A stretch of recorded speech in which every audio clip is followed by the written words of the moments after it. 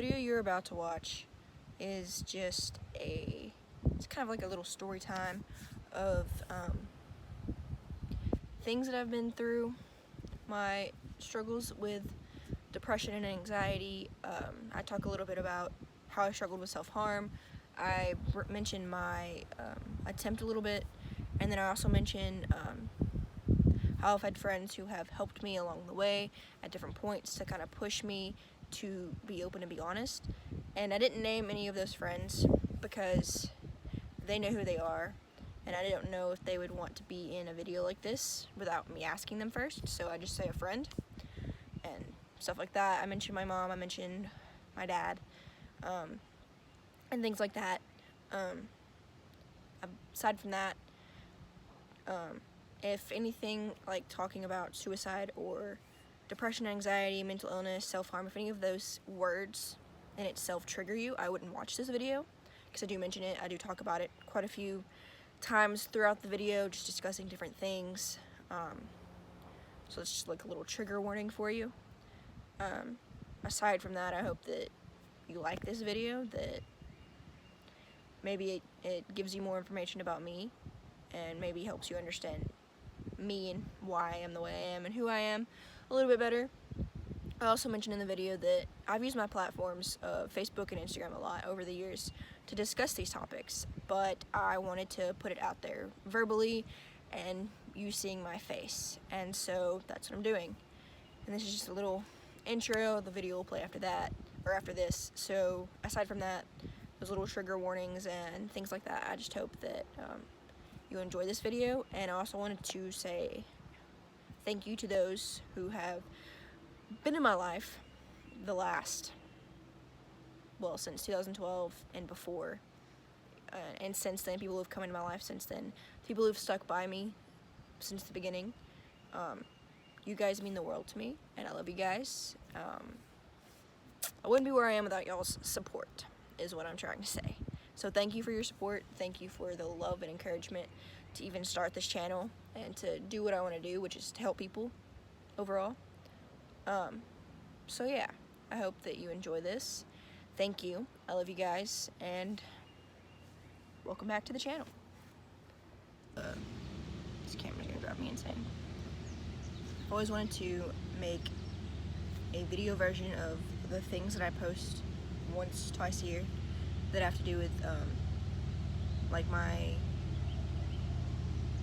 story when it comes to like depression and anxiety and like suicide and self-harm and all that that entails. And so I thought that maybe I could do that today. Don't know how far I'll get into it, but if you've been on my Facebook or my Instagram for the last almost, 8 years? 7 years? 2013, since 2013, that's what I'll say. No, 2012, sorry. Then you know that I have struggled with depression and anxiety. I have struggled with self-harm, and I have attempted suicide before. It's not something I'm proud of. It's not something that I brag about, but I do feel like it is something that is important to talk about overall. So here I am.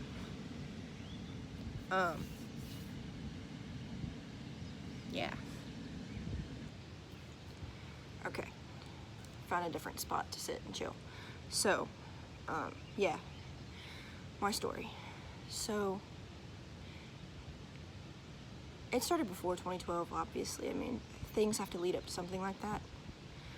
But, for me, I didn't really come to the realization of what it was that was going on until late 2012. Late 2012, early 2013, really. And, that was after it got bad. I didn't really understand things. I went through a lot as a kid. And I know we all go through a lot of things, but I'm not gonna go into detail of all of those things, but, you know, just a lot happened. I a lot happened while I was a kid, and I had a good life, but it was also difficult growing up around different things, and divorce, and my father not really being in my life as much as I would have wanted, or as much as he should have been, and kind of stuck with me, because after 2010 he wasn't really in my life at all. He moved out of the state and I didn't see him, and so I was dealing with that. And then starting in like 7th grade, 8th grade, I started getting bullied a little bit on and off. Nothing major, but enough to kind of get to you, you know. And then high school, which would have been 2011. Going into high school is already hard as it is. We all know that. And freshman year, you know, I lost some of my friends that I thought that I wouldn't lose. Not in like a bad way, it didn't end badly. We just kind of went our separate ways throughout high school. And then sophomore year, which would have been 2012, it got bad. There were rumors always going around in the school that I was gay, and it started in like 8th grade, I'm pretty sure. I'm not 100% sure, but I'm pretty sure that's when it started. Okay, so sophomore year, summer before sophomore year and kind of into sophomore year, I didn't feel my happy-go-lucky self anymore. My grades weren't the best anymore. I'd been a pretty decent straight-A student up until freshman and sophomore year, and I didn't really understand why. I was losing my motivation and whatnot, and I started to self-harm. No one knew. I wouldn't tell anybody about it. I didn't want anyone to know. I wanted it to be like my own secret thing, or whatever, my own escape, my own personal escape that I didn't want anyone else to know about. And then I just didn't feel worthy. I didn't feel like it was worth it. I don't know, I didn't want to keep going. And it's not that I thought that the world was better off without me kind of thing. I just kind of wanted it to stop. And so on November 13th of 2012, I tried to take my life. I overdosed. And I took pills. I went to bed, not thinking I would wake up the next day. I did. I woke up. No problems. I was just a little groggy. I was very lucky. Until that day, I reached out to a friend and I told her what happened. And that friend convinced me, well, kind of made me tell my mom that night after church, because it was a Tuesday night that it happened, Wednesday when I woke up. And so she was like, you're gonna either tell your mom, or my mom and I are gonna call your mom and tell her ourselves. Something has to happen. That was terrifying, but I knew that if my mom was gonna find out something like that, that it had to come from me. It couldn't come from someone else. That's not fair to her. That's not fair to me. So, got in the car after church and I told my mom. And so, about a month later, I started going to counseling. And I went for December, January, February, March, April, 6 months. I went until May. And so I was in counseling for 6 months. And, you know, I talked about different things. I never actually mentioned why I started going. I thought that had already been told when my mom signed me up, but I was very wrong. So that never actually got mentioned. I mentioned like the bullying and the stuff with my dad and just random things that were going on in my life, but I never actually talked about the core subject of what was going on, which I guess in retrospect kind of defeated the whole purpose of me going. And like I said, I've shared a lot of this on my Facebook and my Instagram over the years. I always do a little like update kind of thing. It took me, I think, like 2 years after it happened to start really talking about it with like everyone on my social media, because not everyone had known, but quite a few did. And so, you know, we get through 2012, I'm feeling better, it's 2013, I'm not self-harming anymore, I'm doing a lot better. And then it kind of went downhill. And not for many reasons. There was just like one single thing that happened. So I mentioned earlier that my dad moved out of state. And so summer of 2013, right after school ended, I had to go see him for 3 weeks. Originally, I was really excited about it. That kind of changed because not only was I going to see him, but I was going to see his girlfriend that he was now living with, that I had never met. I didn't know her. I didn't know anything about her. And, you know, I dealt with many different other people in his life before that I'd had to stay with when I would go see him on weekends and stuff. And it wasn't always the best. And so I wasn't really looking forward to that. Plus, it was the very first time that I was going to be away from my friends and my family, including my mom, for more than a week at a time. And the first time going out of state without my mom, ever. So, I was a little scared. It was also my first time flying, and I had to fly alone. Not a fun time to be flying alone anyways. I like flying. But, so I go to Arizona, which is where my dad is, and I'm there for 3 weeks. I'm not gonna go into a lot of detail of that because it's not really mine to share, because it's not just my side. But I had a great time with my dad. It was good to see him again and reconnect. The girl, or woman, on the other hand, didn't treat me the best. She was very degrading of me and how my mom had raised me, and it just wasn't good for me and my recovery at the time. And I had some relapses throughout that time with self-harm. It wasn't good, but it wasn't anything, I guess, too serious. So there was that. And then I come back after those 3 weeks, not the best 3 weeks of my life, and that whole summer I was gonna be gone for the most part. I had that, and then I had camp, and then I had my first mission trip, which was the turning point of everything for me, I do believe. And I miss it. So, let's get into that. Okay, so come home from my dad's, and I'm home for maybe a week and a half. I go to camp, which is a church camp. And the group that I was in that year was missions oriented, kind of like ministry oriented, I should say. Great time. And then it really helped me open up a little bit about things in my past. And then comes my first mission trip, the thing that I'd been waiting for since the year before, summer before. So I've been looking forward to this trip since summer of 2012. And it was the first big trip that I was going to be going on. And I wasn't going with anyone that I knew. I was going with random strangers from all over the United States. And I was going to Alaska. And the reason that I chose Alaska is because Alaska has, I'm assuming still has, the largest suicide rate, highest depression rate out of the states. I don't know if those are still true, but at the time it was. That's how it was. And coming from someone who had struggled with depression and anxiety and suicide and self-harm, I felt like going to Alaska was the perfect thing for me at the time. And it was. It was the best decision I made.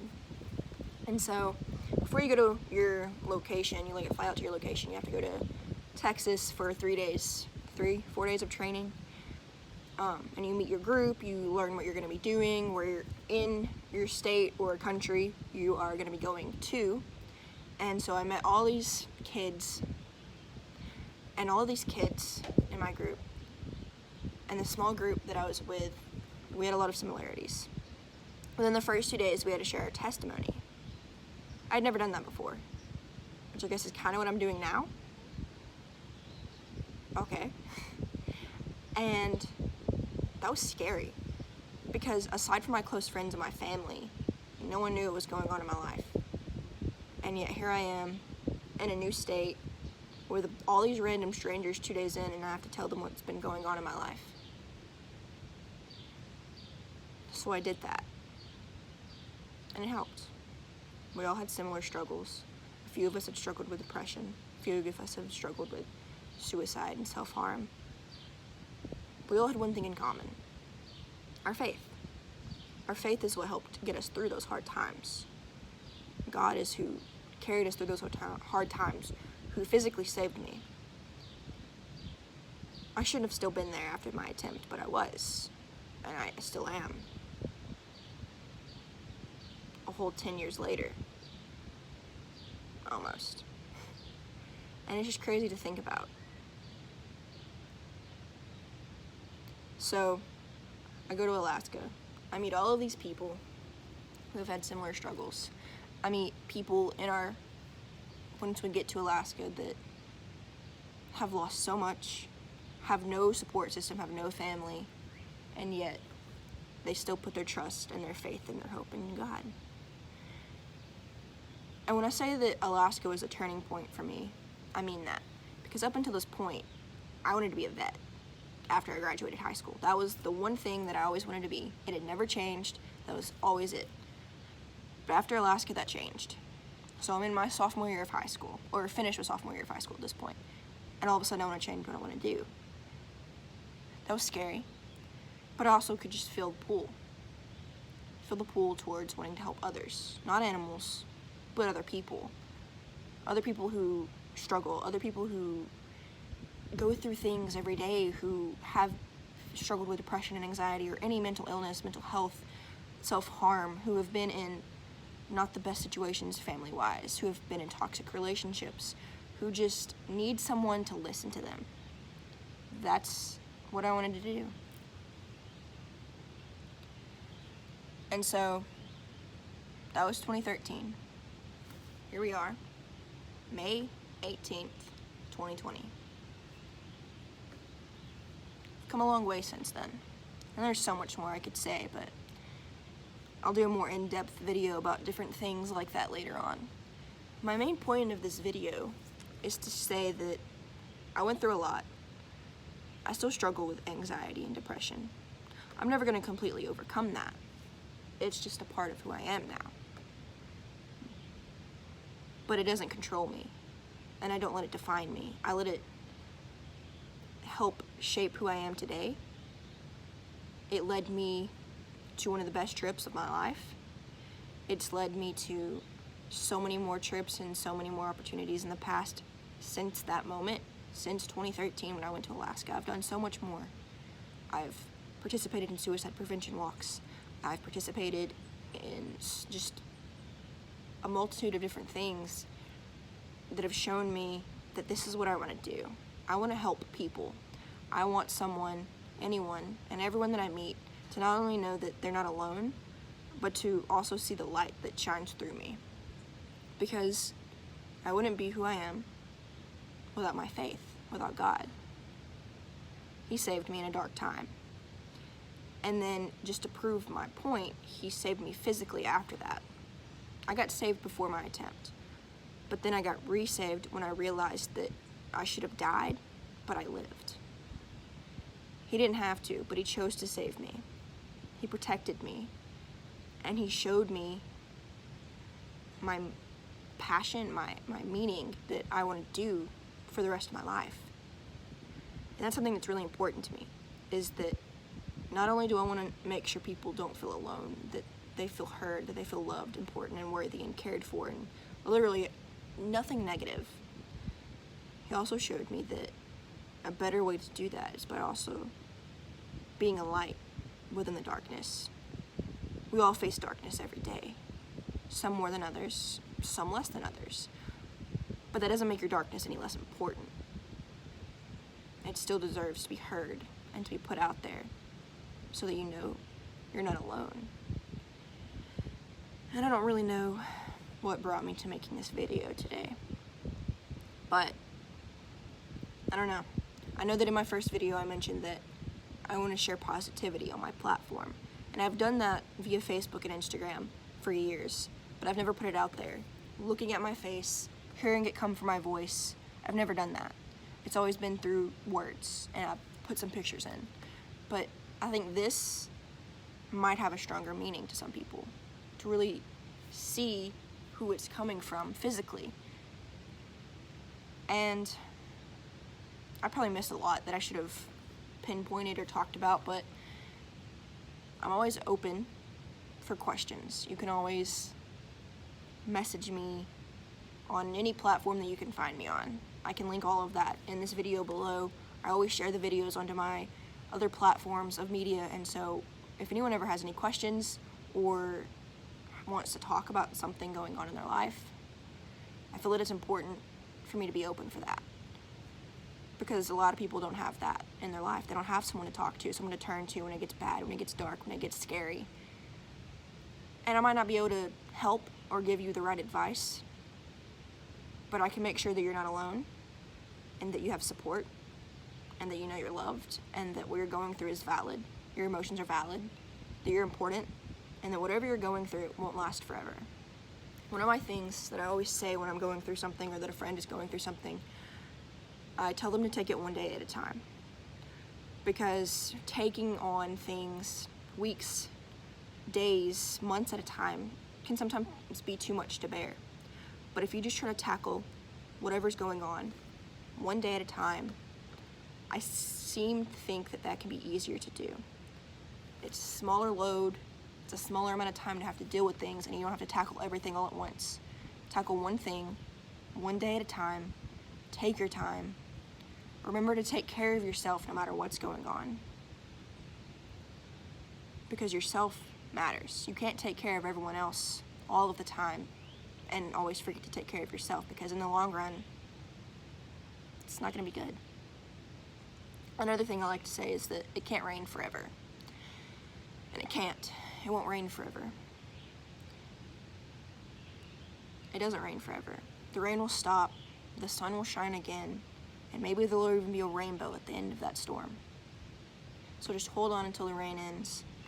Keep taking that one day at a time, and I promise you one day you're going to wake up thinking that this is it. This is the last day I can handle all of this, and the rain will have stopped. You'll walk outside, it'll be sunny again, and that's your sign that you're going to be okay. Every day you wake up is a good day, even if something terrible happens. And I hope that you know that, whoever's watching. I hope that you realize that waking up, taking a breath, stepping outside, getting out of bed, washing your hair, taking a shower that day, that's what matters. It means you're alive, and it means that you're going to be okay. Hold on to that. Another thing I like to say is that the darkness won't last forever. Kind of the same thing as it can't rain forever, but it can't. The darkness won't last forever. One day, again, you're going to wake up and there's going to be light again. Whether that's the light coming back in on its own, whether that's someone shining light on for you, bringing light into your life, or whether it's just that one day you wake up and your mind's different and you see things differently, you see it more positively instead of negative. And I hope that happens for you. You deserve it. So, I've been through a lot, but it hasn't stopped me. I still go through things every day.